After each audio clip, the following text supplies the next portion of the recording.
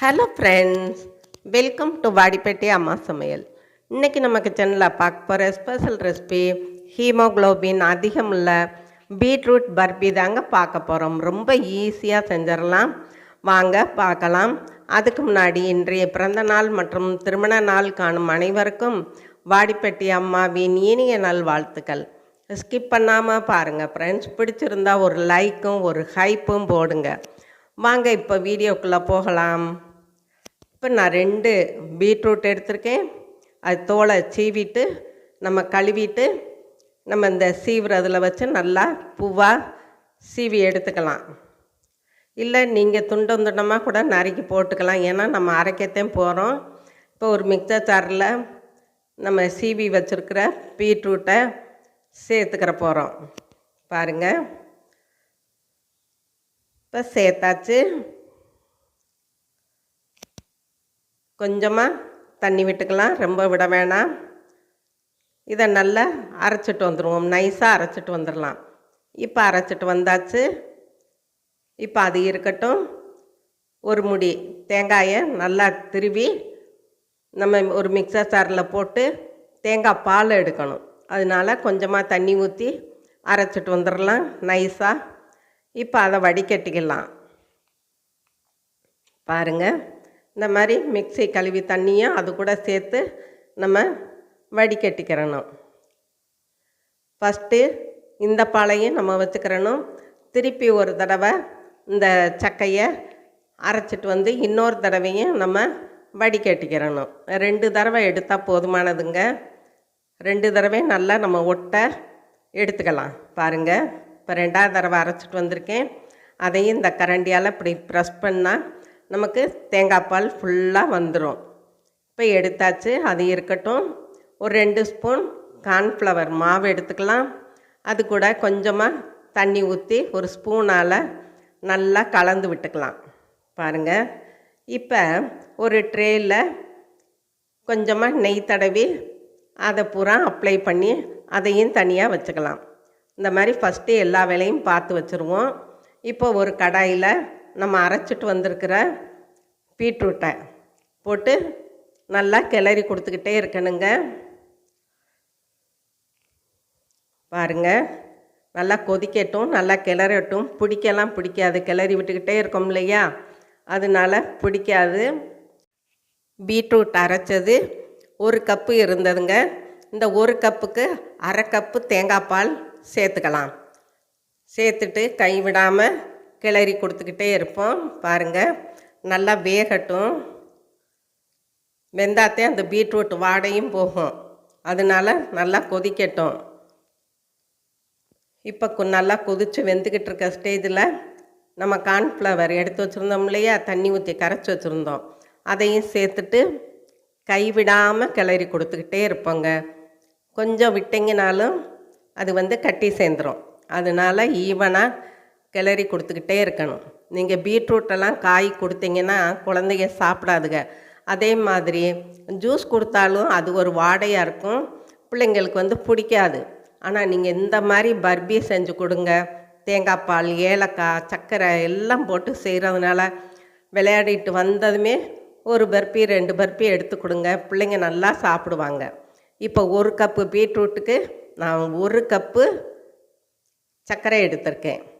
கரெக்டான இனிப்புங்க, நல்ல இனிப்பாக இருக்கும். பாருங்கள், கட்டி இல்லாமல் இப்போ கலர்லாம் மாறிடுச்சு, நல்லா ரெட் கலரில் வந்திருக்கு. பாருங்கள், டார்க் ரெட் கலரில். ஹீமோக்ளோபின் அதிகம் உள்ளதுங்க இந்த பீட்ரூட்டு நம்ம சாப்பிட்றது. அதனால் குழந்தைகளுக்காக நீங்கள் இந்த மாதிரி செஞ்சு கொடுக்கலாம்.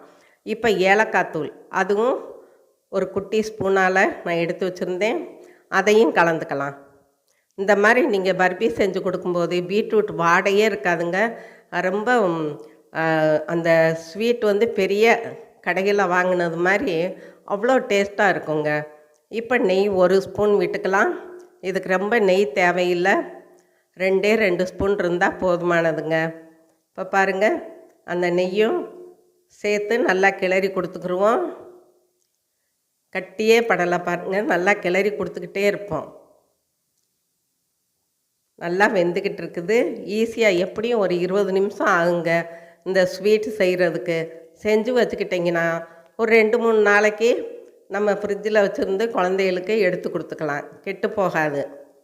பாருங்கள், நல்லா தளன்னு கொதித்து வெந்து வருது. நான் 2 பீட்ரூட்டு தாங்க போட்டேன். எவ்வளோ வந்திருக்குன்னு பாருங்கள். பல்லு இல்லாத பாட்டி தாத்தாக்கெல்லாம் கொடுத்தா நல்லா சாப்பிடுவாங்க. அந்த அளவுக்கு இது வலுவலுன்னு இருக்கும், ஸ்மூத்தாகவும் இருக்கும். உங்களுக்கு வேகும்போதே அதனுடைய ஸ்ட்ரெச்சர் தெரியும், எப்படி இருக்கும் ருசி அப்படின்னு. பொறுமையாக நம்ம கிளறி கொடுத்துக்கிட்டே இருப்போம். இப்போ நல்லா கெட்டி பட்டுருச்சு பாருங்கள். உங்களுக்கு அந்த சட்டியை இப்படி கிண்டுனோம்னா அந்த சட்டி தெரியணும். இப்போ லாஸ்ட்டில் ஒரு ஸ்பூன் நெய் விட்டுக்கலாம். இந்த நெய் கூட எதுக்குன்னா நல்லா தகன்னு அது பார்க்குறதுக்கு பாருங்களேன், அவ்வளோ ஷைனிங்காக இருக்கும். குழந்தைகளுக்கு கொடுக்குறதுனால நல்லா டேஸ்ட்டாகவும் இருக்கும். அதுக்கு தாங்க இந்த 2 ஸ்பூன் நெய்யும். பாருங்கள், இப்போ நல்லா தளன்னு கொதிச்சுக்கிட்டு இருக்குது. அடுப்பை ஆஃப் பண்ணிவிட்டு இப்போ அந்த ட்ரேயில் நம்ம மாற்றிக்கலாம். இந்த மாதிரி கெட்டியான பதத்துக்கு வரவும் நம்ம மாற்றிக்கிருவோம். பாருங்கள், கடாயில் இருக்கிறதெல்லாம் நம்ம எடுத்துக்கலாம். எடுத்துட்டு அதை ஒரு டேப் பண்ணிவிட்டு ஒரு 10 நிமிஷம் வச்சுருந்தா போதுமானதுங்க. சட்டுன்னு கெட்டியாயிரும். இப்போ அதை ஒரு பிளேட்டு போட்டு இப்படி திருப்பிக்கலாம். திருப்பிட்டு நம்ம பீஸ் போட்டுக்கலாங்க. இது ஒரு நாளைக்கு 1 பீஸ் 2 பீஸ் சாப்பிட்டாலே போதுங்க. ஹீமோகுளோபின் நமக்கு நல்லா கிடைக்கும். தேங்காய் பாலும் சேர்த்துருக்கு இல்லையா, குழந்தைகளுக்கு நீங்கள் கட்டாயம் இது மாதிரி செஞ்சு கொடுக்கலாம். பாருங்கள், நல்லா வரும். அப்படியே அல்வா துண்டு மாதிரி அப்படியே ஷைனிங்காக இருக்குங்க. இந்த ஸ்வீட் நம்ம எவ்வளோ வேணாலும் சாப்பிட்டுக்கலாம். வீட்டில் இருக்க பொருளை கொண்டு தாங்க ஈஸியாக சிம்பிளாக செஞ்சுருக்கோம்.